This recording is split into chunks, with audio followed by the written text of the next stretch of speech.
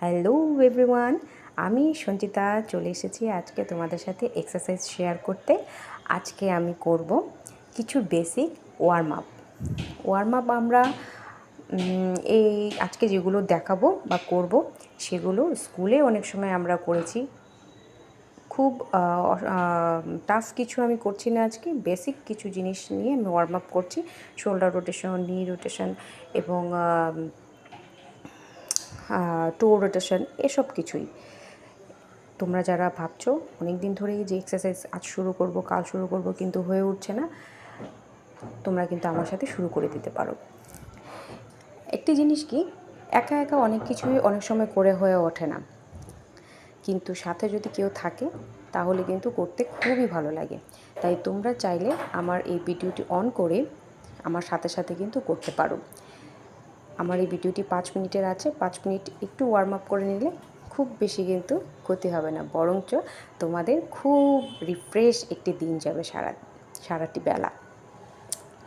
যাই হোক, এভাবে আমি এখন ওয়েস্ট রোটেশন করে নিচ্ছি।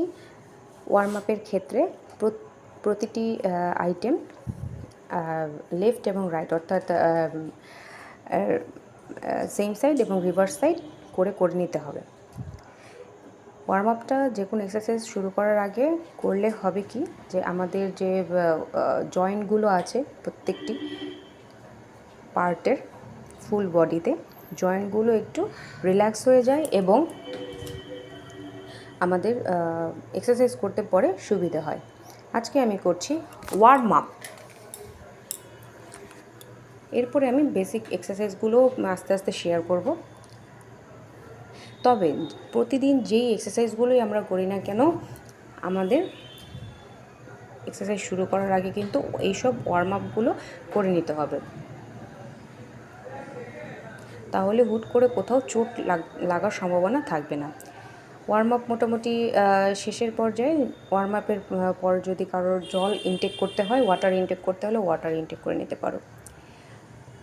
কিছুটা সময় আমি একটু রেস্ট নিয়ে এরপরে আমি চলে যাচ্ছি জাম্পিং জ্যাকে।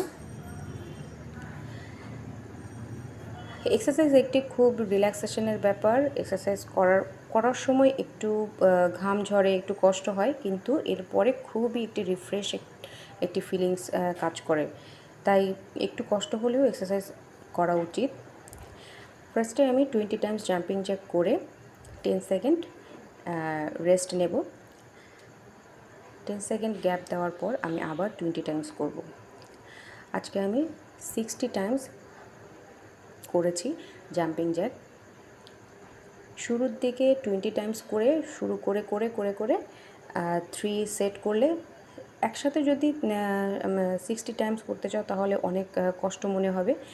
সেই জন্য এই 60টাকেই আমি 3টে ভাগ করে দিয়েছি। তাতে কি হবে, অনেকটা চাপ কম মনে হবে।